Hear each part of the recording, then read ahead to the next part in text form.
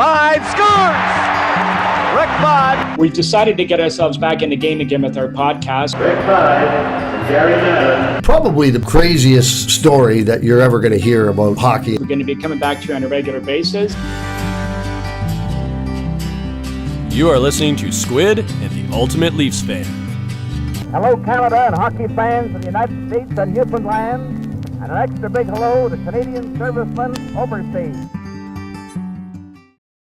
Welcome, everyone, to episode 44 of the Squid and Ultimate Leaf Fan podcast. I'm Mike Wilson, the Ultimate Leafs Fan, and joining me as always, my co-host, Ricky Squid Vibe. Squid, how are we keeping today?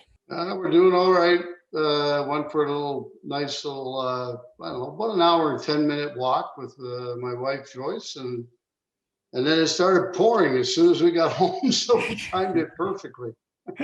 That's a good way to do it. Well, Squid, today our guest is a guy who exemplified hard work to a T and would do whatever it took to stay in the NHL, but also help his team first and foremost, and I'm referring to Bob McGill.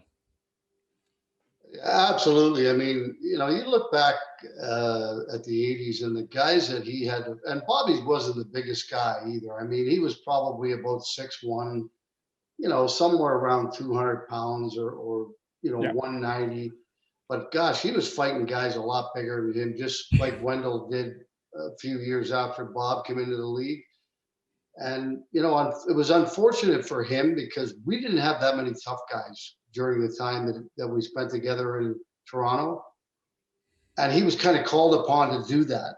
Unfortunately, I mean, it wasn't unfortunate. It was just that, perhaps he could have been on the ice a little bit more rather than in the penalty box. But unfortunately, we had him, and then we had Wendell, and maybe a couple other guys in the 7 years that I was there, and so that fell on their heads, unfortunately.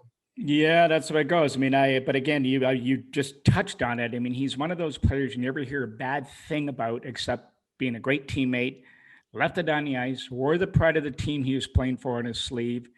And really, that's all you can ask for a guy. Yeah, absolutely. I mean, Bobby was a great team guy, great teammate. And like I said, if you needed help, Bobby was there. And he was the first guy to arrive on the scene. And he wasn't going to back down. He was going to protect everybody on the hockey club to the best that he could. Well, we got a few stories. I got a couple we'll refresh his memory on. So we'll get into it with him in a couple of minutes. But first and foremost, on a sad note, we should take a moment to pay respects to ex-teammate of yours. Another one was not a little bit of a surprise, but not surprising with the end result in Miroslav Fričer, who passed a few days ago. Yeah, very unfortunate. I mean, the same age as I am, and but I mean, I saw the picture, and unfortunately, he whatever he was dealing with, he looked much older than his age, and. But yeah, a very, very sad day whenever a teammate, you lose a teammate that you had for quite a few years. And, I've gone through that quite a few times in the last few years with Greg Carrion and a few other guys that I played with, unfortunately, have passed away. Well, we're at that age where it's going to become more regular than the irregular. And poor old Fričer, he developed the demons with, he lost the battle against alcohol, cost him his liver, another kidney transplant. And he was supposed to have been gone a couple of years ago, but he seemed to hang on and fight back. He was coaching, and then all of a sudden things just took a turn for the worse. And unfortunately, the family's the one that ends up suffering in the end with the loss. And, it's just one of those things that it's a life lessons for everybody involved to take a look. But he was a good guy. People didn't say too many bad things about him. He played well for Toronto, and we're sorry to see him go. And I know it caught a few people off guard. And you're right, I did see that picture from him. Boy, he looked rough even in that picture. So yeah, well, and the funny thing is when they first came over, there was him and Peter Inachek, and I think we had another defenseman came over around the same time, and things weren't going so well until Harold canceled the charters that 1 year, halfway through the year. Yeah. We flew commercial. So we had to stay overnight. So we started going out with these guys and getting to talk to them and kind of get in the same setting and talk Yeah. about things. And Yeah. then we were like, I think the second best team in the league in the second half, because we started to get to know one another and we started to get to trust one another. And then that's when these guys really came in and fit in really well into the hockey club. That's great. I mean, and you could see that almost at that time, the bonding, and he was one of those guys. And again, it's no surprise with guys like him and Salming and Peter. But unfortunately, another loss in Leafland. And anyway, our condolences go out to his family. Well, things looking a little bit better. Things looking a little bit better in Leafland the last time we spoke. A few wins will certainly do that. Our team is still a few weeks from icing its strongest lineup, but all the signs are there for competitive postseason. Now, not only as fans, but the players as well feel good that management has put them in that position to succeed, I would imagine. Would you agree with that? I would have to 100% agree with that. If I was on that team, I'd be sitting there thinking, okay, our general manager brought in everything that we need to be successful. So now it's up to us. I mean, it's up to the players now. I mean, Kyle can't do anything more. I mean, he's done his part. Now it's up to the players to go out and get the job done. And it's going to be interesting to see how it goes, with the Canadian division first, obviously. And, if they can pull off 2 wins in that division, then they move on. I'm assuming they'll probably have to go to the U.S. and play somewhere else, I would think, because teams aren't going to be able to come into Canada. And, so we'll see what happens. But, I really believe if I was a member of that team right now, I'd be pretty pumped and I would be psyched because my general manager went out and did what he needed to do in order to put us in a good position. Well, that's all you can ask for as a player, as we just said. I don't want to repeat myself, but you suffered through years where they just tried to plug a sinking ship with a Band-Aid. Players aren't stupid. I mean, they can see what's going on if there's an effort being made or they're just going through the motions. And as Wendell Clark said to us last week, we knew we were never going to win with Harold as a leader and in charge, but it never hindered on the players to stop trying, but it must have been extremely frustrating. Very, very frustrating. And you do go out and do your job, but yes, I mean, to think that the people above that are making the decisions are not really doing the right thing and making the right decisions is kind of frustrating. And every day, the losses mount up and the inability to win in the playoffs and get by that second round was very frustrating. But there isn't much that we could do about it because we weren't given anything. We weren't put in a position by our general manager late in the season after the deadline that put us in a position where we could have success. So, I mean, it is what it is. You look back and it was frustrating, but at the same time, you got to do your job. Well, we don't want to make any bold predictions or anything like that because that's not right, because a lot of things can happen. And as you can see, any championship team, everything has to go right. Luck has to fall your way. You have to have puck luck. All those things all have to work. But it's a good start that management has put the Toronto Hockey Club in that position. Now it's up to the players, and if the chips fall where they will, they hopefully will enjoy some success. Now, speaking of success, we're going to cheat a little bit here today, Squid, because we're going to move from our usual date. Today's May the 1st when everybody's hearing this. So we're going to cheat and move a day to May the 2nd, because on that day in 1967, I think you know what's coming, Toronto beat Montreal 3-1 in Game 6 of the finals, which I think 5-year-old kids know by now, to become the 1967 Stanley Cup champions. Let's put this twist on it. In the last Stanley Cup series among the original 6 NHL teams, we won't mention it's the last time the Leafs won. We'll just use that other angle, but the original 6 teams playing against each other. So, you can look at it a lot of different ways, but the bottom line is 1967 was the last year that the Maple Leafs won the Cup. So yes, let's hope that perhaps that ends this year or in the near future. Yes. I see good things, coming on the horizon. I really do. That's well, I agree with you. And but as you say, everything has to go right. Anyway, it looks like we're off to a good start. Speaking of good start, after our good opening here, we haven't offended anybody, we hope. I think it's time we should maybe go and have a listen to Uncle Bobby. Or Big Daddy, as they call him. Big Daddy, or McGill. Big Daddy, yeah. Squid, our guest today, was taken 26th overall by the Toronto Maple Leafs in the 1980 draft. Would enjoy a 15-year NHL career, was known as a fierce competitor who always put his team first. Today, you can hear him on Leafs TV covering Leafs and the Marlies. Well, the Marlies sometimes anyway. Welcome to the Squid and Ultimate Leaf Fan Podcast. Bob McGill. Bobby, how are we keeping? I'm terrific, gentlemen. How are you guys doing today? We're doing okay. I had about an hour and 10-minute walk with Joyce, and I tell you, she walks pretty quick. So at the end of it, I had a little sweat. I had a little sweat going. Well, that's good. That's good. That'll keep you healthy there, Ricky.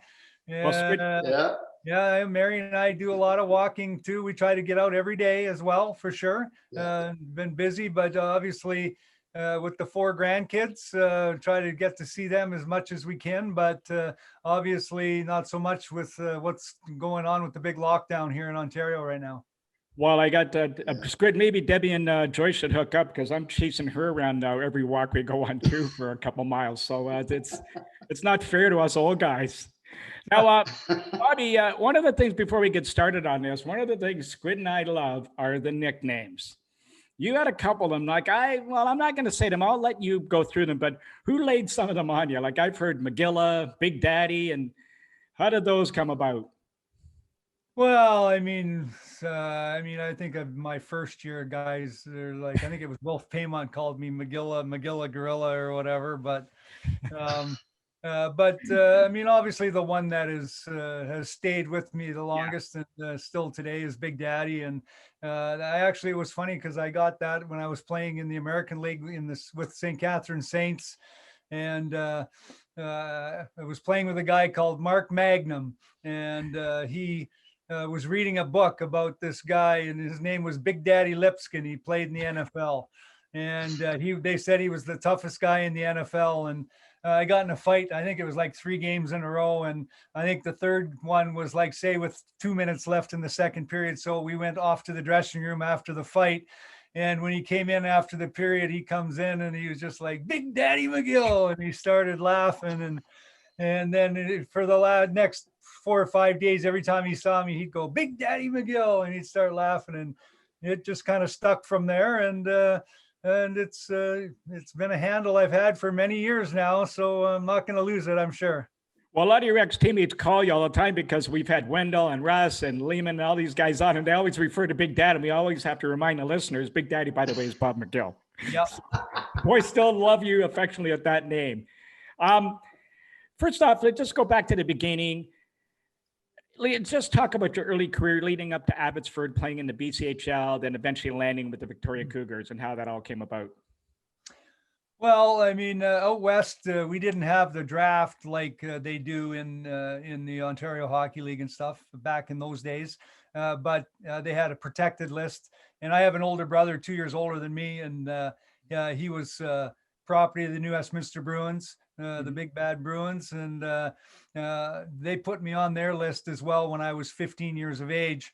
And then I went to actually their training camp, and I came back home because my brother was playing in Abbotsford, which was New Westminster's Tier 2 farm team. And during the course of the winter, they actually took me off their list to add somebody that they wanted to, and Victoria put me on their list. So now all of a sudden I get informed that I'm now property of the Victoria Cougars. And I wanted to be a New Westminster Bruin because they had won back-to-back Memorial Cups, and the storied franchise that they were, and whatnot. And my brother was part of them and played for them as well. But at the end of the day, after my midget year, they came to me and said, hey, if you want to go to New Westminster, we'll let you go, but we'd really like you to come to Victoria. And I decided, you know what, I'm going to go to Victoria because and it turned out very well, because I went there after playing a year in Abbotsford. I played a year in Abbotsford, and I played a little bit with my brother. He played a few games and then went up to New Westminster Bruins. But their team was on the decline, and they had a big brawl the one year, and a bunch of guys were suspended going into the next year. So I thought maybe it'd be better to go to Victoria, and it turned out very well because I played against my brother my first year. He was 19, I was 17, and we ended up going to the league finals, and they didn't even make the playoffs. And then the next year we went to the Memorial Cup, and my team in Victoria. Actually, it's quite funny that we're talking about this today.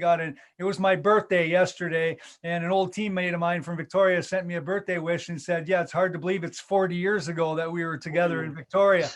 And our record still stands today. The CHL record for most victories, the 1980, 81, 81 Victoria Cougars, we were 60, 11, and 1. And those 60 victories still stand as the CHL record today, 40 years later. Wow. Wow. I got a record too. I got a record as a coach for the least amount of wins with 3. So, Well, Bobby, the late 70s and early 80s was still a hangover, the rough and tumble days of the Broad Street Bullies, which we're all aware of. Did you consciously make a point to be aggressive in junior? Because toughness was a prerequisite in those days for anybody wanting to advance their careers. I mean, look at Squid, 78, 79, not only did he lead the Bulls in scoring, but he led them in penalty minutes as well. Yeah, yeah. Well, it's interesting, Mike. I went to Abbotsford, and obviously my brother had played there for the year before, and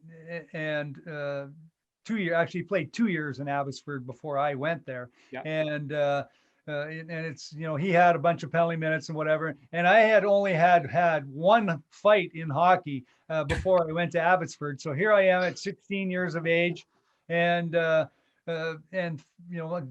thinking, oh, I'm going to play physical and do this and that. And my brother was kind of a fighter, so I'm going to try and do that too. And I think I had 242 penalty minutes in 47 games or something. And, next at 16 years old, you're going in, and next thing you know, you're fighting 19 and 20-year-old guys, and you're like, holy crap, man, what am I doing? But at the end of the day, I ended up where I was pretty good at it. And it's like, hey, this is kind of fun, And so when I went to Victoria the next year, I was, going to try to establish myself as that physical guy. And I think I had 230 penalty minutes my first year there. And then I got drafted by the Maple Leafs. And so then it was kind of when my 19-year-old year, when I went to training camp in Toronto, I made the team primarily because I think through preseason and stuff, I think I had 7 or 8 fights, and the last one being fighting Larry Playfair in Buffalo. And I think that was something where they decided, I think we might hang on to this kid. So it certainly helped me get to the National Hockey League without a doubt.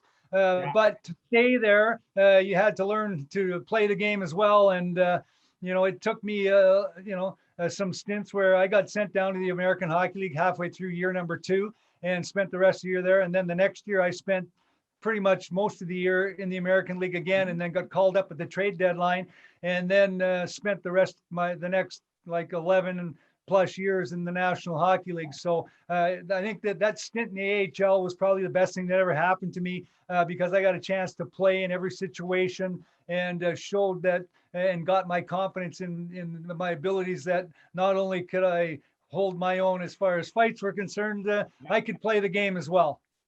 Squid? Wow, we don't hear anybody admitting that very often. I can assure you of that. I mean, but it's funny because I see players coming into the league so young, and sometimes probably the best thing for an NHL team to do would be to send them back to junior hockey. And everybody would say, well, yeah, but he's going to be the best player in junior hockey. And I said, what's wrong with that? Like, if you're the best player, you're gonna gain confidence in your ability to play the game. And then when you come to the National League, you're going to be full of confidence. Yep. Everybody says, yeah, but that's not going to make him a better player. I said, well, how can it not?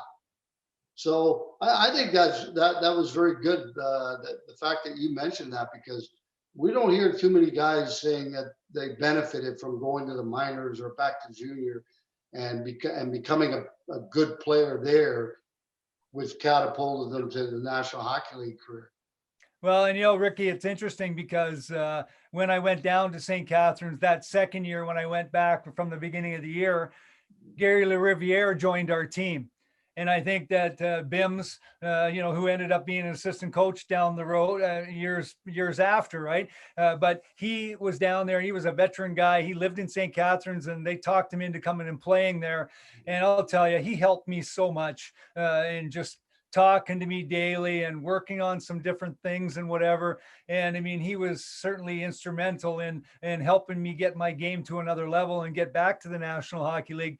And I agree with you too with some of these kids, because you look at some of these first round picks that find themselves playing in the NHL, and they look like their eyes are like deer in the headlights, right? Because they're lost, and then they lose their confidence, and they have a real hard time getting back on track and being the kind of player that everybody expects them to be. Well, what I was going to say to you was, Bobby, has gone back. You've touched on a lot of stuff I was going to ask you, is the fact that when the Leafs took you, were you aware of their situation at the time going into camp? And obviously you must have been aware they drafted 4 players along with you in 80. So let's just take that one step further. You have a decent camp, you fight your way through the camp and make some good impressions. You go back to junior to come back. But then the next year, they draft another 4 guys on defense, including Jim Benning. Yeah. So how was your mental awareness, and how did you prepare yourself knowing all of that going through your head? Well, Mike, it's interesting because when I, go into training camp, I mean, obviously, spending that year back in junior, and you go on and playing on that Victoria Cougars team, which, I mean, was the funnest year I ever had in my life playing hockey, because out west, we lived on the West Coast, and you'd do those Eastern swings twice, right? And I mean, you'd be like 11 games, 12 games to go out East and do the tour. And I mean, you'd have teams that would go on those trips, and they would be like, if they weren't a very good team, they'd just get pummeled, right? Well, we'd go on that, we'd be like 9-2, 10-1, things like that. We had a ball because we had so much fun, because we had such a great team. And then, obviously we went to the Memorial Cup, and we didn't fare well there at all. We didn't play well at the Memorial Cup, so we didn't end up with any hardware. But I think going into the next year, I felt the confidence in my game, and knowing that going to training camp, hey, I was gonna prove that I'm a tough guy and I can play. And we had rookie camp that year, and it was in St. Catharines, and it was like they had every guy who played in the minors or was a free agent who didn't play in the National Hockey League. They were at that rookie camp. Well, I'll tell you, the first 2 days, the safest thing on the ice was the puck. Because it was like a battle royal. Like it was like every time you turned, there was another fight, and guys they're trying to prove themselves. Well, it was a week of camp, twice a day. You remember those days, Ricky? Twice a day, 2 scrimmages, 2 bag skates. I mean, it was like, plus in that first week, I think before I got to the main training camp, I think I had 8 or 9 fights. Like it was like redonkulous. and obviously I fared pretty well. And then the preseason comes once training camp gets going. And, I did it again during the preseason. So, I mean, I went there on a mission to show that, and you know what, when you're a tough guy, you think that you're the toughest thing since sliced bread, right? And I mean, you weren't going to tell me, there was nobody. I wasn't scared of anybody. I was like, hey, I am the man. I'm going to take on whoever. And certainly it helped pay off and got me to the National Hockey League, as I said. Squid? Well, speaking of that, Bobby, what I said earlier, like now you came in and obviously could hold your own in the National Hockey League as far as playing physical and added a lot to our defense. But then you get guys like Benning and Boynestruck and even Gary Nyland for that matter. Because I think physically he was probably ready to play, but mentally I don't know if he was. Those are the guys I'm talking about, going back to junior and becoming a little bit more confident in the way they play. But those guys had short careers because they came in, I think, way too early. Well, I agree. We all did. I mean, at the end of the day, I had no business being in the National Hockey League at 19 that year. Especially it's one thing to have one or two underage guys playing on your team, but the Maple Leafs, we had three, and all three on defense. And it was On like, are you defense, kidding yeah. me? Like it was like, come on.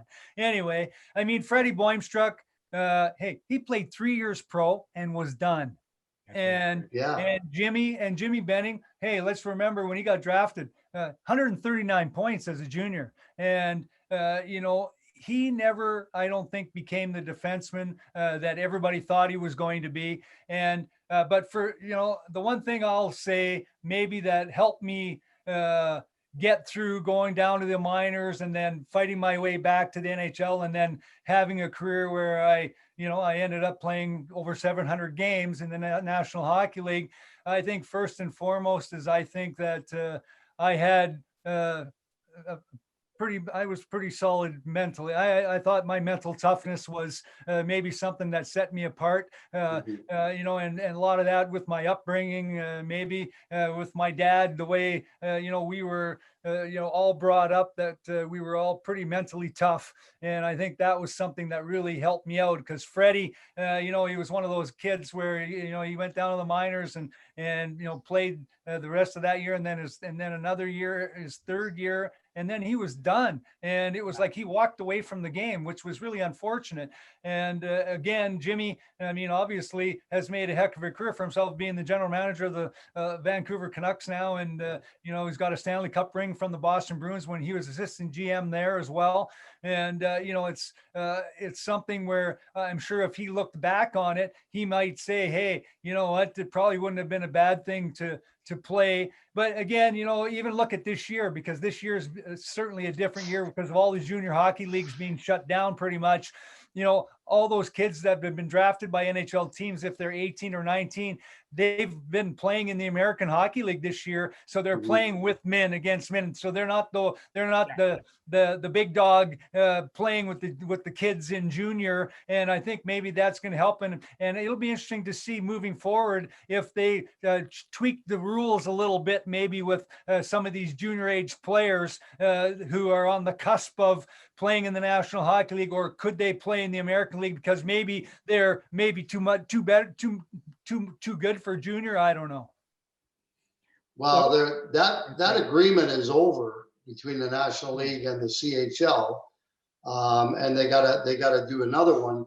And there's a lot of talk because if you're from Europe, you can play in the American League at 18 or 19. Yeah. But if you're American or you're Canadian, you can't, which I think is ridiculous. So they're going to have a long conversation about that, I'm sure. Yes. There might be some words in there that, like in other words, like the guy has to play a certain amount of junior games and has to, there's going to be some rules. Yes. As to who can play in the American League at 18 or 19 or not, because junior hockey just aren't going to let their best players take off and go play in the American League. I'm sure there's going to be some certain rules that you have to achieve certain things in order to get that status. Yeah, I would agree with that for sure, because you don't want to ruin, the CHL. I mean, obviously, fans of junior hockey would certainly be deprived of watching some big name players without question. So, and it's not for everybody, right? Because even some kids, I think that, because most kids are coming in playing at 16, so they play at 16 and 17, they get drafted, and then they play at 18. At 19, if you've played 3 full years or major junior, maybe you can take that step and go to the American Hockey League. So, because they're that much, they've given you 3 full years already. So maybe, if they've established themselves as a dominant CHL player, and then they've, got a chance to move up to go to the American Hockey League, maybe that'll be the case. But as you say, I think that'll be an interesting off season for both the National Hockey League and the CHL and the American Hockey League to come to some agreement for sure. Well, you as a young guy, Bobby, coming up at that time and you're 19 and you're going to make the Hockey Cup. So here's 2 parts to this question for you. Were you at any given time getting any kind of instruction, direction, or encouragement from management or coaching through all of this? some of the vets, were they helping you out? And then the fact to have you adjust to you three young guys starting on the back end of the Toronto Maple Leafs Hockey Club. Well, yeah, I mean, obviously, you look for your teammates, right? I mean, for guidance and whatever, and that's one thing.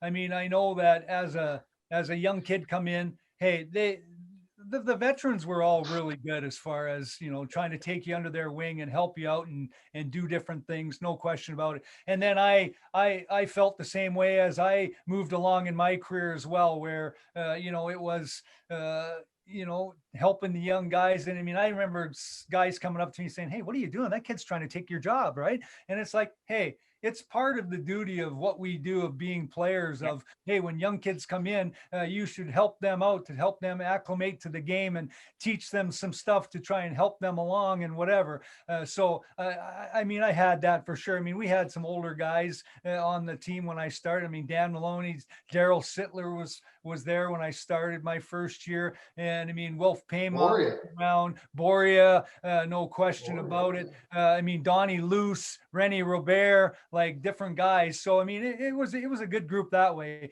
But as far as being thrown into the fire, I mean, hey, learning how to play defense in the National Hockey League, I tell you today, most young players as a defenseman, I give a kid about 300 games to get his legs underneath him to prove that he is a true National Hockey League defenseman. And to get thrown in the fire by trying to throw three of us in there, I mean, it was like feeding us to the wolves, man. It was like, come on. And it was just one of those situations where, it's unfortunate, but Mr. Ballard, God love him, because I quite enjoyed Mr. Ballard. He was one of those guys that whatever, but then he was also one of those guys that made you shake your head with some of the things that he did as well. So the management part, maybe they didn't have quite probably the direction they would have liked, and to throw those kids into the fire, I mean, hey, it was a tough thing. Hey, I never played my first playoff game in the National Hockey League till my fifth year pro, and because the state of the franchise certainly wasn't where it needed to be to throw these young kids into a lineup. I'd agree with that 100%, and that was a problem. Was it? I mean, you can get by throwing one guy in, maybe a defenseman and maybe a forward or a young guy, but to put three defensemen on a team like that were weak defensively as a team, and very little structure into how we played, like as far as forecheck, as far as in our own zone. I mean, we really didn't have that much direction on what the hell to do out there. And I mean, to make matters worse, then you throw three 19-year-olds on the blue line, or 18-year-olds. Yeah, Jimmy was only 18. That's pretty difficult. You're asking a lot from those guys, and I'm sorry, but I think that's asking way, way too much. Yeah. Well, I was going to say, Bobby, okay, just along those lines, what was the biggest adjustment for you going from junior to the pros? Well, I mean, besides the size and the speed. I guess the biggest thing too is like, hey, at 16, 17, and 18, you're living with a billet family, and yes, they wash your clothes, they feed you every day, and I mean, I was very fortunate too. My first year in Abbotsford, I lived with a family. They lived right at the back of the parking lot of the arena, so it was like I could look out the window, see if anyone was at the rink, and so it was fantastic, right? And then my 2 years, the year that I lived in Abbotsford, my guy that I lived with on the team, Randy Wickware was his name. He was from Victoria. So guess what? When I went to Victoria, his mom and dad said, "Hey, we want you to come and live with us," because their son went on, played for New Westminster Bruins. And so we played against each other. And I still, to this day, get Christmas card from my old billet, Mrs. Wickware. And so, and then all of a sudden you go to Toronto, you're 19 years old, they're told to go get an apartment and find your some furniture and whatever. And Bob's your uncle, right? You're on your own.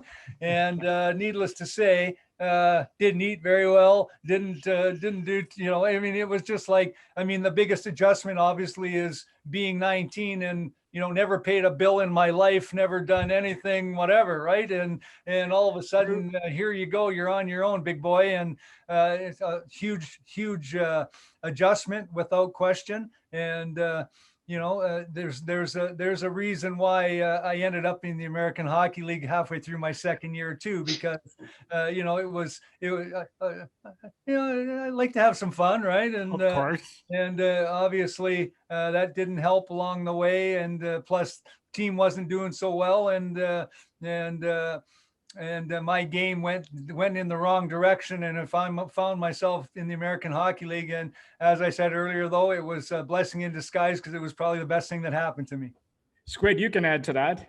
Yeah, absolutely. I mean, and I go to Birmingham, I'm 19 years old. And I mean, like, I don't think people understand how hard it is to adjust to the lifestyle when like Bobby said, you're living with families all the way along and everything. And then I go to Birmingham, and now fortunately we had 6 of us that were 19, but the rest of the team were all older guys. And I mean, it was lunch every day across the street, the place across the street from the Civic Center, it was called. It was a bar, a restaurant that was owned by a guy from Canada, as a matter of fact. Anyway, we spent a little bit too much time there, I think. But you know what? The good part was I kind of learned what it was like to live on my own early when I was 19 in a different league before I came to the National League. Kind of like almost like being in the minors for a year. Okay, well, Squid, you missed your cue. You're supposed to ask Bobby. This is the question he likes to always ask the players. If there was a moment or an event or a game that occurred where you finally sat back and thought to yourself, I've made it. Now, before you answer, I've said this to you before, but there's one incident, I think I'll remember as soon as I start telling this story that I've mentioned this to you, that stood out for me that said, this kid has arrived. Was you guys were playing Detroit one night at the Gardens, and Squid, you would have been there. As usual, Norris Division battle, a skirmish around your bench occurred. That's a shocker, of course. And Rob Hobart, another shocker, he was involved. And he all of a sudden challenged the whole bench. And everybody just stood there. You took your glove off, your helmet, put it down on the ice, and skated around the circle and challenged him to a fight and fought him. You remember that night? Well, you know what? That was actually, it wasn't Detroit. That was when we had the brawl against St. Louis. Oh, St. Louis. Sorry. And I thought it was Probert. Dwight Schofield. You're right. That's who it was. Whatever. And you're right. Yeah. And I jumped up and threw my helmet down and we skated around. And that was the year. It was a tough year. Ricky, we finished last in the National Hockey League. And but we beat St. Louis after that brawl. And then when the brawl, that kind of ended the whole brawl when I fought Schofield at the end of it. That's what it was. And we got gathered around and cheered. It was like we won the Stanley Cup. It was like crazy, but it was quite a time, no doubt about it. But I just think that over my career, I mean, seeing different things, and I mean, Ricky's part of a couple of the things too, like just that I remember when he scored his 50th goal that first time. I was there to witness it, and I'll tell you, it was like mayhem at Maple Leaf Gardens, man. It was like crazy. It was so much fun, and I guess the other thing would be just, when you score your first NHL goal, you only get one, right? And, I grew up in Leduc, Alberta, just outside of Edmonton, and going in to play the Oilers, obviously. And I think it was probably my 8th or 9th game in my NHL career. And we were down 1-0 early in the game. And then we're down 2-0. And I take a penalty and I get pissed at the ref, and I chirp the ref, and he gives me an extra 2. So now I'm sitting in the box for 4 minutes. I'm thinking, oh my God, you can't score. They can't score because it's 3-0. I'm not going to play another shift. I've got all my friends, family, and just everybody there to see me play my first NHL game in Edmonton. And as the penalty's expiring, they try to make one more pass across, and somebody dives and tips the puck. I step out of the penalty box. I get a clear-cut breakaway from the center line in. It was such a clear-cut breakaway. I never took a stride from the blue line in. And I look up and I got Grant Fuhr, who was my gold teammate for the last 2 years playing in Victoria. And I put it in and score my first NHL goal. And it was probably the most unbelievable feeling because, the place is quiet, but there's people going nuts because it was all my family and friends and stuff. You could hear them through the building that I scored my first NHL goal. So it was a pretty cool feeling. Go to a hero, Squid. Now, we always talk about pranksters and stuff like that. And I know that, I'll let you describe the one that was pulled on you in Chicago. Oh, yeah. When nice. we arrived in the middle of or whatever, 2:00 in the morning or something. It was the last year that we were together in Chicago, actually, Ricky, because we got traded together the next September. Yeah. But it was the last home game of the year, and we're playing Chicago at Maple Leaf Gardens. We win, and we get our ticket punched to the Stanley Cup playoffs. So we go back for game number 80 in Chicago the next night, and we get on air putt, and we fly from Toronto to Chicago. We get in, it's like 2:00 in the morning. And I go back and I get at the very back of the bus, and it's like, I'm tired. So I sit at the very back row where it's got the 3 seats. I put my feet up and I lay down on the seat, and we get to the hotel. We used to stay at the old Drake Hotel downtown Chicago. And the guys notice I'm sleeping, and they all like go, shh. So they all get off the freaking bus, and I'm sleeping. Well, like, I don't know. And all of a sudden I kind of wake up and I look around, and I'm in some big warehouse thing, and I hear a clunk, clunk. And it's like, I come walking out of the bus. Well, the driver almost crapped his pants because he didn't know anyone was on the bus. But he said, you're so lucky, because another minute later, you would have been locked in here overnight inside this big warehouse where the bus was kept. And he gave me a ride to the hotel. Well, I walk in the hotel, I go up to my room, and I'll tell you, I almost beat the shit out of my roommate, because I go, oh, yeah, you guys are really funny, eh? Like, you thought that was pretty funny. Needless to say, it was quite the prank for sure. Well, we're on that. I would imagine when you woke up, you probably just were in shock. Like, where the hell am I? Oh God, yeah. Like it was. And of course, you're in Chicago. One of the worst. There's some pretty bad areas in Chicago. That warehouse was not in a nice part of the city, for sure. Well, who are some of the other characters that you play with? We usually say this, but the pranksters, we might as well get into this. Some of the other pranksters you play with, and maybe some of the escapades they pulled on guys.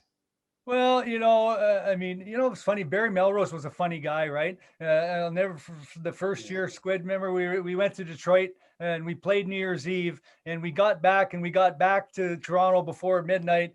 And, the girlfriends and wives, whatever, were at the hotel. And we had a room where we were having a party, and Barry Melrose, I remember taking his teeth out and putting them inside the glass of Wendy Sittler's drink. And she goes to take a drink out of her glass, and she almost got him in her mouth and whatever. And she was so appalled. It was crazy. So many different guys, like, the old, putting the baby powder inside the hair dryer. And I'll never forget the one day where Mr. Ballard, before practice is having a shower and all this stuff. And he's then there toweling off, and he's got wrapped up, and he goes to dry his hair, and he turns on the blow dryer, and it was this big, like a huge puff of smoke, and he had baby powder everywhere and whatever. And actually it was kind of like, he actually laughed his ass off about it. He thought it was he did. So, that was Russ and Wendell. Oh gosh. Yeah. Oh, yeah. Well, hey, Bobby, you got the captain one night. Were you part of that one when they got him on the brand new shoes with the mustard and that, and he lost his mind? Oh yes, the old shoe tech trick for sure. Hey, you know what? One of the funnier things, Ricky Vive, when we played in Chicago, it was year number 2 in Chicago, in the first year of Mike Keenan coaching. And we, after a couple of losses in a row, we had to skate the next day, and it was like no pucks were involved, and it was the bag skate. and Mr. Vive there seized up. He was like he was having cramps in his legs and whatever, and it was like we thought we were going to have to carry him off the ice and down the stairs to get to the locker room. And I mean, he certainly wasn't laughing about it, that's for sure, but we all had a pretty good chuckle over that one. You want to That defend was yourself?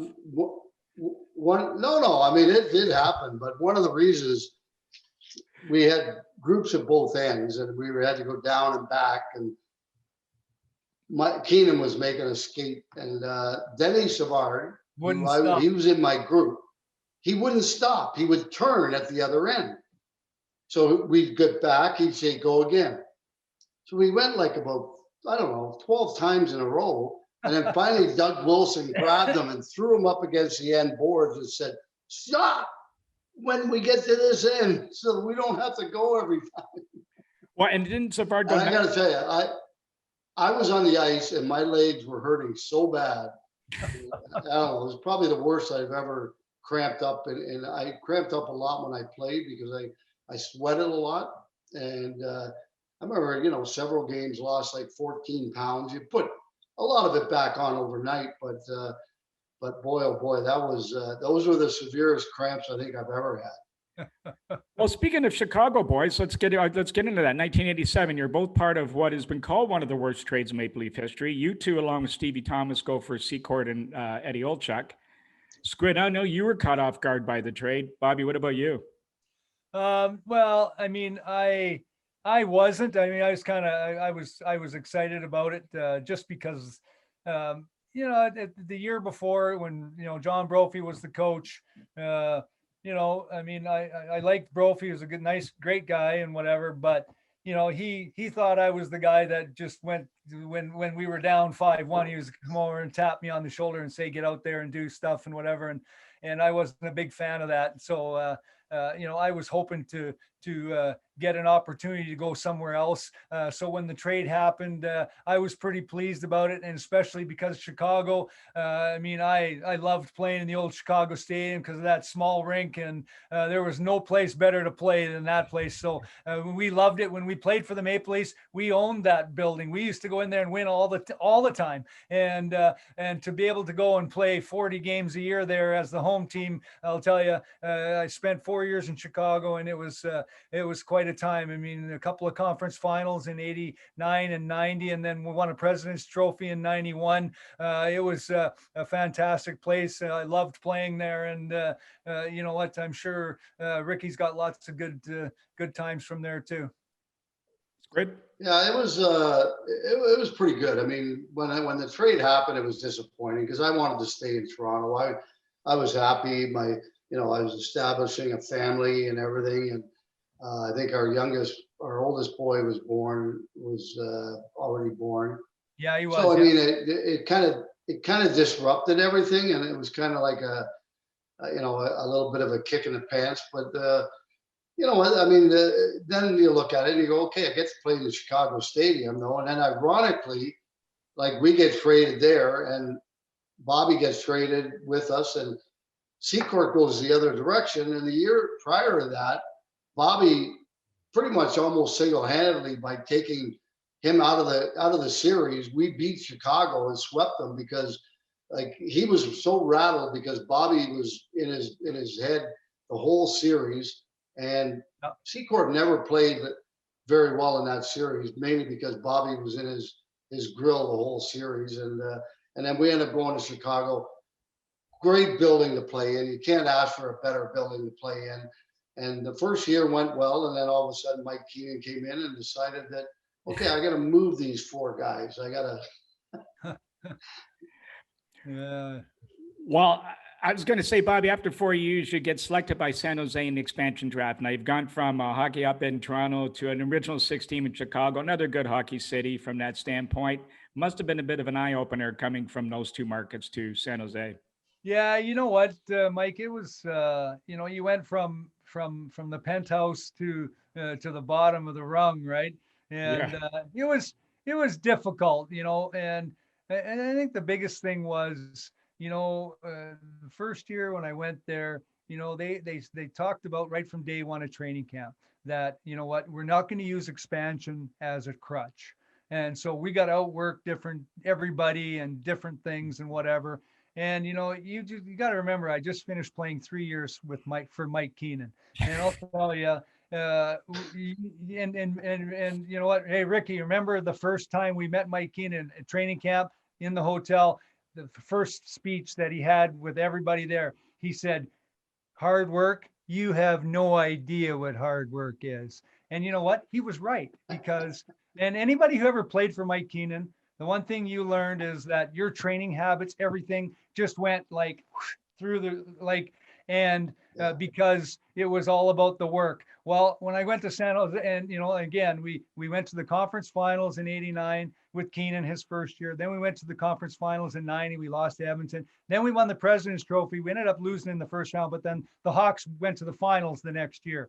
But go to San Jose, and it was a freaking country club compared to what I was used to. And we were, and you never won because, it was obviously not like you look at the Vegas Golden Knights, and now this year coming in the Seattle Kraken, they're going to get the expansion draft where the opportunity for the type of player you're going to pick are much, much different from way back in those days. And so you get instantly a pretty decent hockey club, whereas it was always the scratch and claw for the first 2, 3, 5 years to gain some respectability for expansion teams. And in San Jose, I got traded at the trade deadline the first year. I went from worst to first. I went to Detroit at the trade deadline. I got traded to Detroit, and obviously was probably a crazy thing too, because I just spent the previous 10 years on the #1 hated list of the Detroit Red Wings from 6 years in Toronto and 4 years in Chicago, where they absolutely hated me, and me carrying my bag in and walking into that locker room. I'll tell you, it was the most surreal feeling I ever had in my career. That is very true. You got to think about it that way, those old Norris Division days. Now, oh boy, you bet. Thinking about that, Squid and I have talked about this in the past. Those teams you had between 85 and 87, Squid, you know where I'm going with this one. Two things here, Bobby. Number one, what was missing to take that team to the next level? And just to give you an idea, Wendell Clark has said to us, and he actually said it to Rick, that's how this all started at a golf tournament, that he thought those teams between 85 and 87 were deeper and better than the 92, 93 teams, even going so far as to say with Pat Burns at the helm, those teams, your teams, would have gone further. Well, it's interesting because, hey, we were 2 years in a row, we were game 7, right? And I'll never forget that first year in '86. We beat Chicago in 3 straight in that best of 5. And then the second round, game 7, St. Louis, we lose 2-1. And I'll tell you exactly, because I was on the ice. Kevin Lavallee scored the game-winning goal to make it 2-1 with about 8 minutes left in the game, and we couldn't tie it, and so we bowed down to them. And then obviously I think the one that hurt even worse though was the next year, and after we beat St. Louis in the first round, we played Detroit in the second round, and we were up 3-1, and we lost 3 straight. And I tell you, that was a real tough pill to swallow, no question about it. And I just think in both of those series, such a fine line, right? Absolutely. Game 7, the first year, if you have 1 ounce of luck where, you win that game, we were packed and we were ready to jet off to Edmonton for the conference finals. And the next year, same situation where you're against Detroit. And, the big thing that happened in that last series against the Red Wings we couldn't score a goal even strength. I don't think we scored a goal even strength the last 3 games. And the Red Wings shut us down. They found a way to do it. And that was so tough to take because, it was like you finally thought, like, after, think of what was going on in Leafs Nation, right? Like, oh my gosh, it was people were just delirious, right? And then I was fortunate to be, come back to the Leafs And I was on that team in 92, 93. I didn't play because I broke my jaw in March and didn't play in the playoffs at all. But I'll tell you, like how disheartening was that one after the Gretzky high stick and then him scoring the overtime winner to put it to Game 7. Then he gets a hat trick in Game 7. Like it was like unfathomable, right? That he was going to do that, as everybody thought that was going to be the year, because we actually played so good against the Canadians during the regular season. We thought that we were going to be rolling along and we're maybe going to, capture the Stanley Cup for the first time since '67. And obviously it's been another 27 or 8 years since. So yikes. Squid, you can actually add to that also. Well, it's just Wendell and I were talking one time at an event, and we were having something to eat, and he said, and I asked him, I said, how was it in 92 and 93? I said, it must have been pretty darn awesome. I said, the city must have been going crazy. And he said, oh, absolutely. He said, it was wild. He said, but you know what, Squid? He said, in 85, 86, and 87, we probably had better teams than we did in 92 and 93, but there was just no direction. And he said, we had better players. And I thought, wait a minute, he must be crazy. But I went back and at home that night and I checked the rosters from those two seasons and 92, 93. And I went, God, you know what? He's right. He said, we did have better players. We just didn't have the direction and somebody that could steer us in the right direction, a coach or a general manager that made that move at the deadline that put us over the hump or that sort of thing. And I think that's the reason why we weren't successful. Well, and you look at where coaching has gone, right? I mean, oh my God, like it's amazing, where, I mean, even just look at kids hockey, like, gosh, well, I mean, it's amazing how, just things have changed where everything's under the microscope and break down this, that, and whatever. And I mean, it's just changed so dramatically, but I mean, having a innovative, different coach maybe could have certainly made a huge difference. Who knows for sure. Right. Yeah. But it's interesting. Danny Maloney. Hey, remember his first year? We finished last in the league. And then the next year, I think he learned a big lesson, and that's when we went to we went to the second round that year. And then the next year, I thought we really took another step. And then Mr. Ballard didn't want to sign him to a new contract, and it was like, are you kidding me? And we finally got something going here, and they bring in Brof, and I mean, Brof hey, God rest his soul, but Brof was. There was it was just like dump the puck in and beat the crap out of everybody, man. That's what he wanted to do. It was like, I've told people, Bobby, that I think if Brof had come in 15 years earlier, he might have had more success because he was a raw guy. He was like, one of those guys that, motivates you and toughness was a big thing. And, back 15 years earlier, I think he would have had success, but systems and video and everything was coming into the National Hockey League. He was already kind of there. But Brof wasn't that type of guy. He wasn't that type of coach. And therefore he couldn't. Few were. No, that's right. There weren't that many. And, but certainly Brof wasn't, that's for sure. And poor Danny, I mean, he finally got, figured it out after a horrible year, changed his views on things. We just got things rolling, and then all of a sudden, what happens? The same thing usually happened in Toronto. Ballard wouldn't spend the money to sign him. Yeah. No hey, kidding, Bobby, were you in the room the night that Brophy turned the lights out in the dressing room? Said, you guys are going to sleep on the ice. You might as well sleep in here too. Oh, yeah. I was there. Yeah. Yes, I was. Yeah. The boys love those stories. If you got any that come to mind of Mr. Brophy, the boys have shared some good ones with us.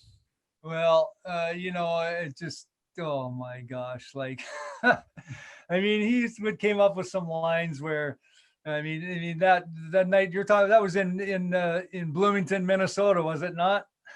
They didn't say where. They just said he did. It was Lehman and Courtnall told us that story. But like, I mean, he had some great lines when he was pissed. Boy, he had some lines, and it's like, I mean, he used the one line on Steve Thomas. It says, it's only 70 miles to St. Catharines, but it's 7,000 miles back.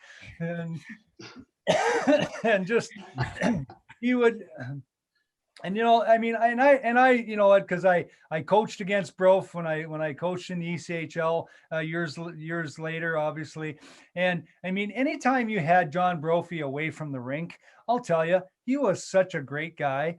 As soon as he walked into the arena, that intensity just like, and the teeth bit down and whatever. And he was, it was all or nothing. And it's too bad, because if he, and you're right. I mean, his style of coaching, certainly, because I mean, he won championships at different levels, no question about it, because there was that intimidation factor at other levels too, but at the National Hockey League level, it didn't go as well, obviously, as players didn't like the fact that the way he approached the game, that's for sure. But you know what, he was quite a character, that is darn sure.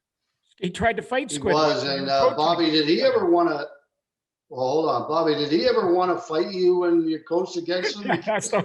No, he didn't. No, I only got to play against him in 2 games. So that was, you were in the same division as him, so that would have been a lot different. Well, it was funny because I put Dan Fornell on the ice, and Dan played regular for us. He was a pretty good player, but he was tough as nails too.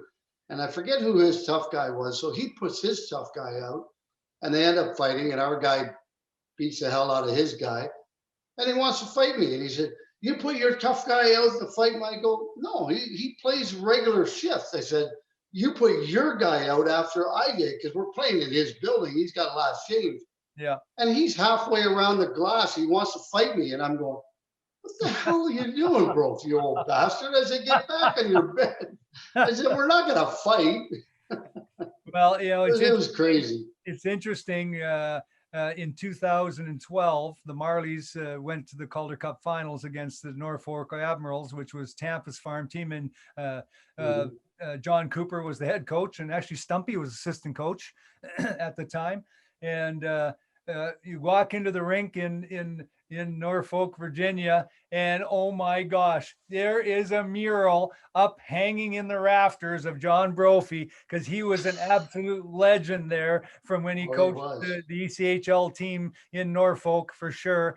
And you know what, I just had such a great chuckle seeing that and just thinking about him. And it really did my heart so good when you guys did the tour out in Nova Scotia to play those games, and you guys stopped in Antigonish at the old folks home, and you stopped in, and everybody, and Ally Frady and Fergie and a bunch of you guys, Danny Do, all stopped and spent some time with Brof there. That was just like, when I heard that, it was just like, man, that was the greatest thing I ever heard. Yeah, no, well, I wasn't on that trip, but I know I heard all about it. And then, of course, Al filled me in. And I mean, he said Brof was in pretty bad shape, I guess, at that point in time. But he said they sat in the room and they talked, and he said they had a real good time. And they said it was so good to see him again. And that was, not that far, I guess, before he passed away, I think. So, yeah. So it was kind of nice for them to see him. And he said, make sure you say hello to all the guys back in Toronto and everything. And he was so happy that the guys stopped in and saw him. Yeah. Oh no. Yeah, for sure. Now, Bobby, going back sort of as your career is starting to take off, was there a certain player you tried to model yourself after, sort of the way he prepared for a game, carried himself off the ice, dealt with the highs and lows of the game, just being a real pro? It's interesting. I mean, it was like just one of those, like, I was a big, obviously growing up, I played defense because I was a Bobby Orr fan, right? Mm-hmm. And then, I remember watching Keith Magnuson, and he was always that gamer kind of guy, and he always seemed to be on the wrong end of it at the end of the night. But he was such a terrific guy, and then I remember when I met him in Chicago when we first went there. He was. I had met him previously. He came to watch me play in Victoria with Bob Pulford when they were scouting when we were in the playoffs. I think my first year in Victoria, and he introduced himself. So I kind of, he was a guy that I wanted to sort of be that. I wanted to be that guy because he was never wanted to let the other guy know you were hurt, right? You didn't want the trainer to have to come out and help you get off the ice. And, and it's one of those things where, you see guys who just, can block shots and do this and that and always get up and get off the ice. But, being just the, I don't know if I picked one player that I wanted to emulate, but you just wanted to be, it was always about the team. And, whatever you had to do to stick up for teammates and to make sure that, whatever you did, it was all about trying to help the team win games. And, that was something where, I think that, I got along with all my teammates because, I think that I tried to do my best to look after them and make sure that they felt good about going out there and knowing that no one was going to take advantage of them. Well, one of the things I was the going funny thing, that's great. Go. well, the funny thing is the division that we played in, when you think back to those years in Toronto, like we really didn't have that many tough guys.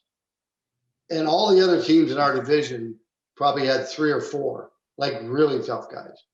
So I mean, we had yourself, Magsy was there for a little bit, Wendell when he came in, guys that would fight the tough guys in the league.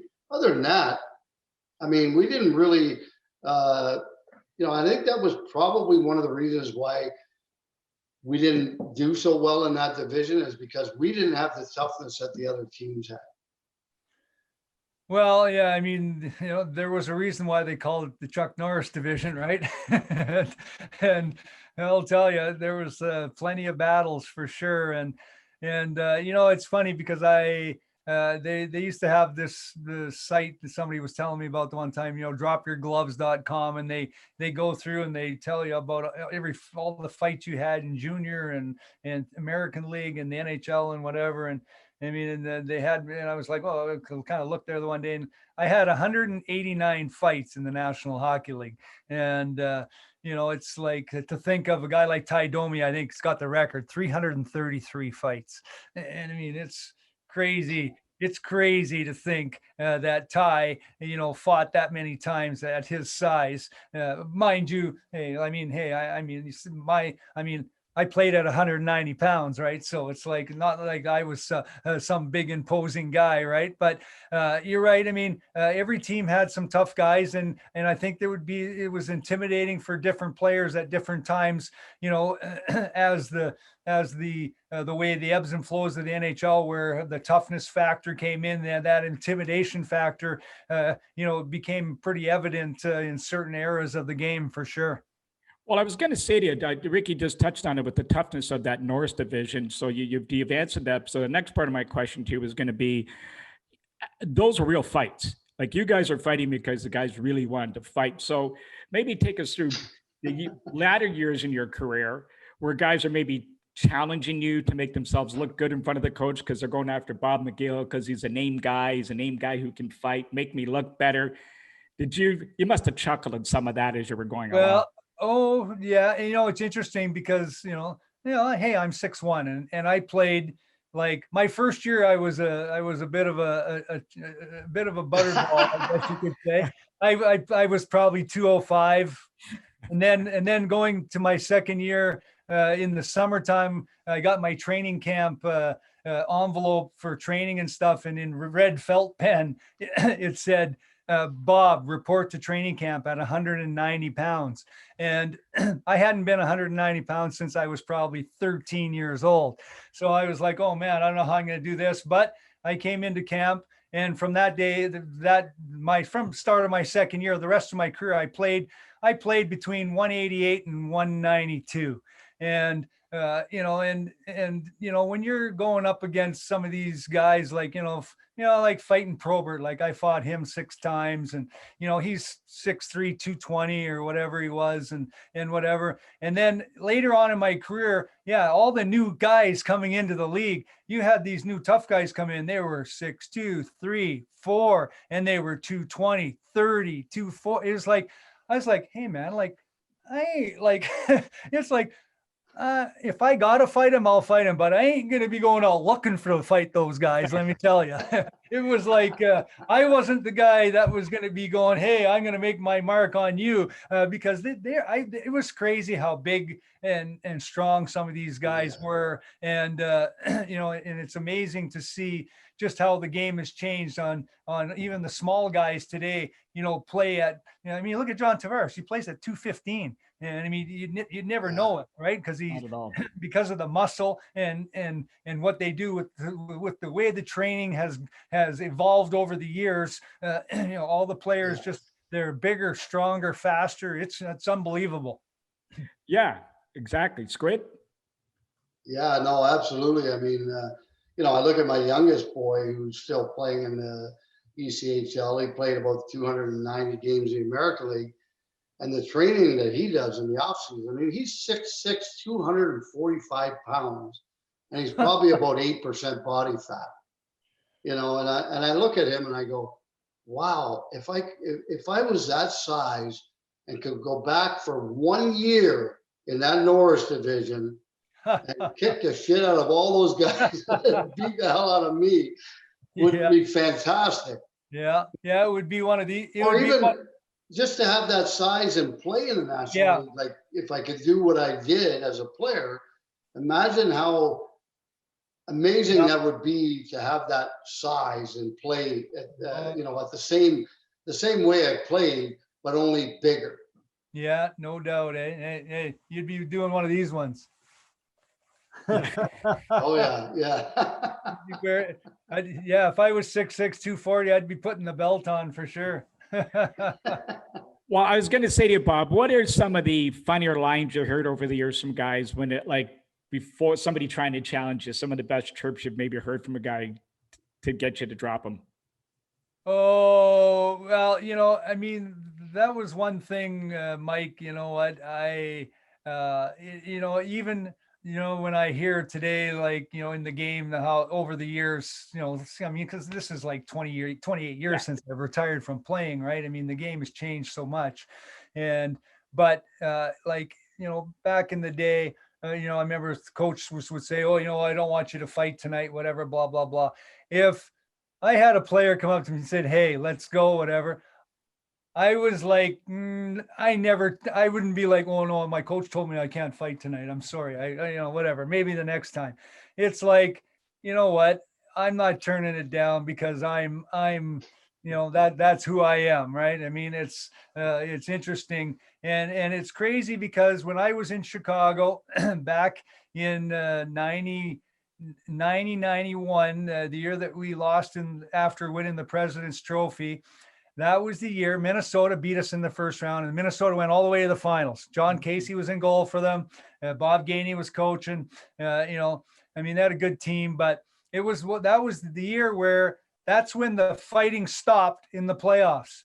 And it was like Shane Churla, Basil McRae, they'd come up. Oh yeah. Oh, come on. Let's go. You drop your gloves and they turtle and you got a 2-minute penalty and they go in the power play and they score a power play goal, win the game. And it was like, oh my gosh. And that was the year. That's when things all of a sudden, when the fighting stopped in the playoffs, and that was the start of the way things, continued to change and go from there. But as far as myself was concerned, if I was challenged by somebody, I always obliged, and because I was just felt that it was one of those things where I didn't want to think that somebody would want to call me, somebody was going to call me a pussy or whatever. So, Well, I remember there's a story about Domi going after Probert. So the first time he lined up beside him and he hadn't fought him before, he was like, hey, give a kid a shot at the belt. Give a kid a shot at the belt. And he give a kid a shot. And Probert was, I'm not fighting you. You're a little shit. I'm not fighting you. You're a little guy.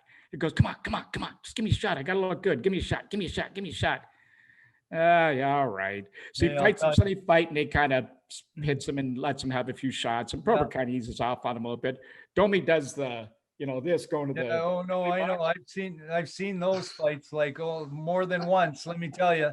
And Probert went crazy. He goes, "You little fucking so and so, you're showing me up like that. I'm gonna kill you." And then they went. Then that's when the battle. The belt started. Stevie Eiserman up in the bench doing the belt thing for Proby after the fight. Yeah. Oh God. Yeah. Now, who was one of the most underrated players you ever played with that didn't get enough recognition? Well, I'm going to tell that's an easy one for me. The most underrated player I ever played with, to me, was hands down Steve Larmer. And where have we heard that before? And I'll tell you, because to me, I remember, obviously when Secord and Savard and Larmer played on a line together, well, and when we played against Chicago, I got to play against that line because they always wanted me matched up against Secord. So I saw a lot of Steve Larmer, and I always thought, hey, man, this guy's a freaking good player, man, like, holy cow. And then when I got to Chicago to see what he did on a day-to-day basis was phenomenal to see. And I got to think that in the not too distant future, he's gonna end up in the Hall of Fame. He's got over a point a game in his career. He played 1,012 games. I think he's got 1,016 points.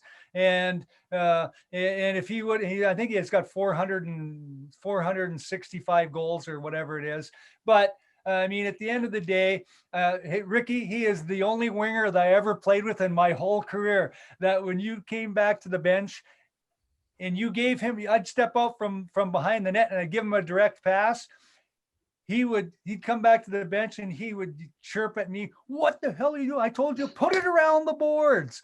He wanted to pass around the boards because he was a left shot, played right wing. He always liked to pick it up on his forehand as it came around the boards, because if the D-man was pinching, he'd step in and then he'd be able to protect the puck and then hit Savard curling in and away they'd go. And you'd give him a direct pass where he'd have to pick it up on his backhand. He would blow a gasket on you on the bench. But to play with Larms for 4 years, he's still a good friend today. I chat with him.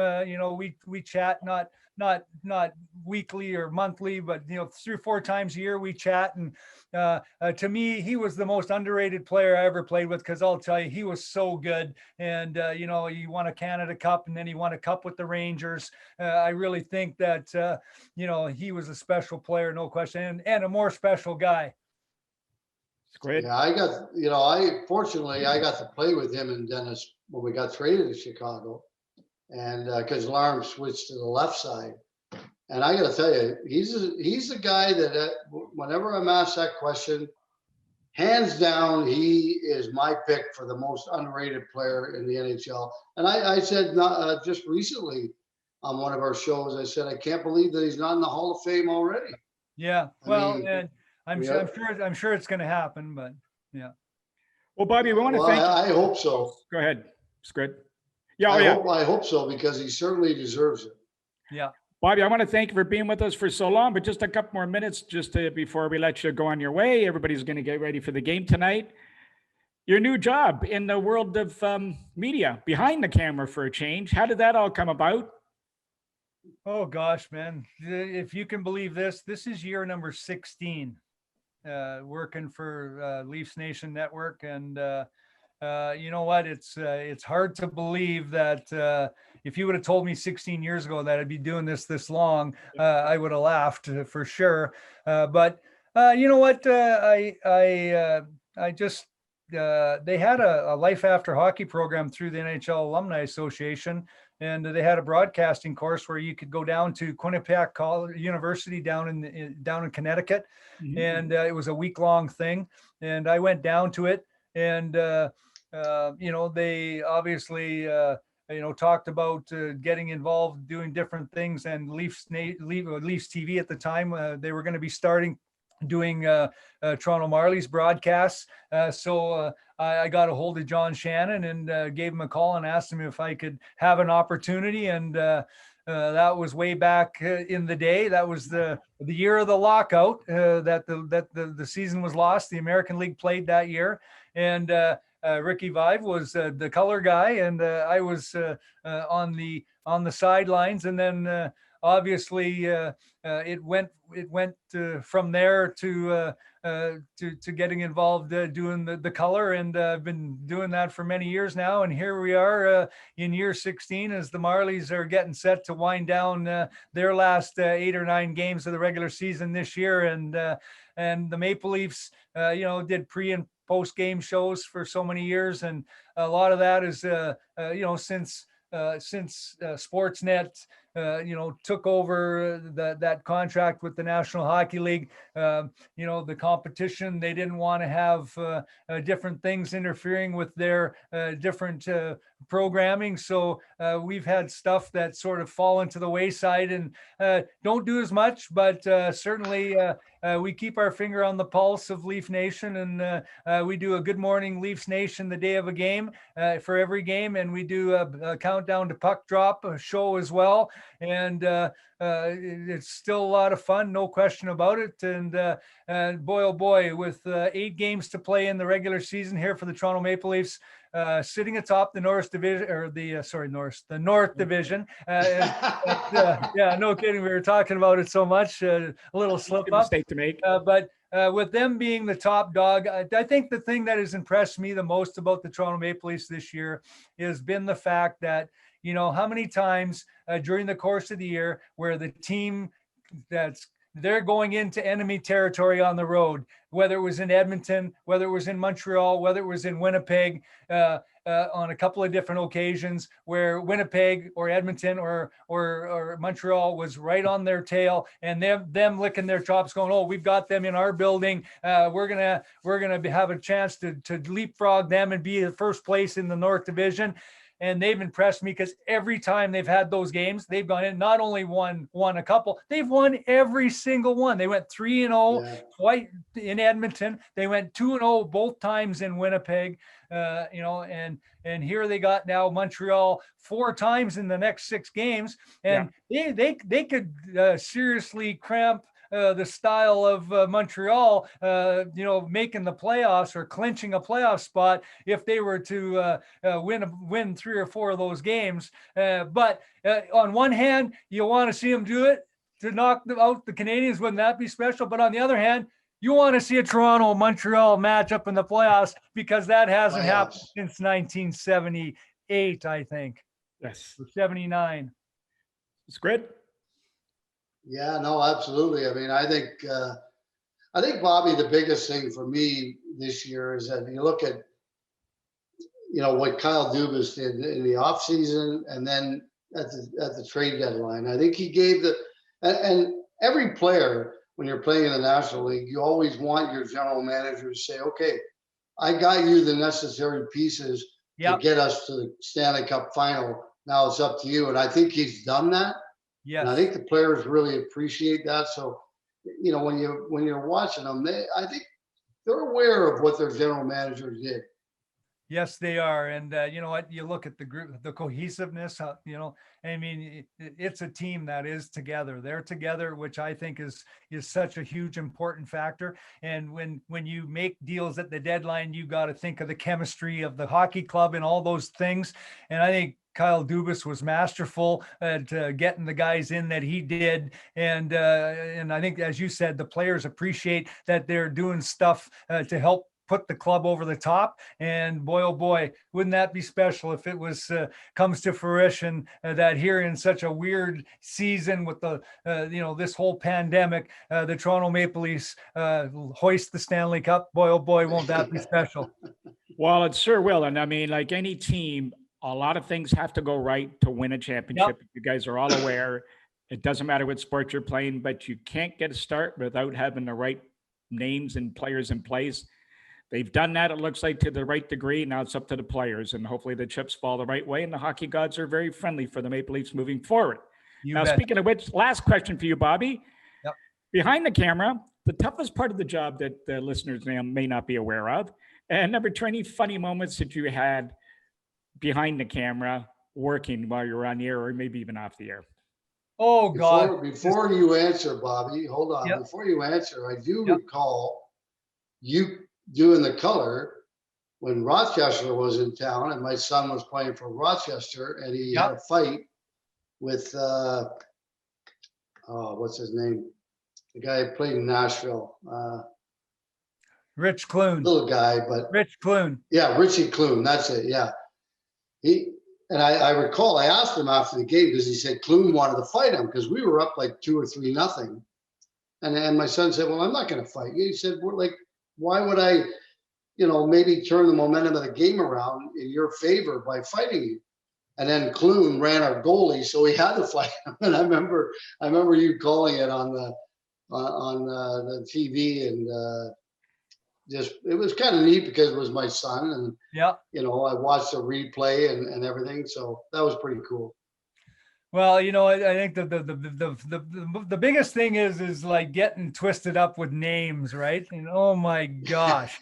Like, and it's something, and sometimes, and you have the producer in your ear telling you, that's not how you say his name, whatever. It's like, and then you get where then you think about it so much that you mess it up even more. And I'll tell you, that's the hardest thing sometimes, is when you get tripped up on a name and then you try so hard. It's like you try so hard to correct it that you mess it up even more. It's never a good thing.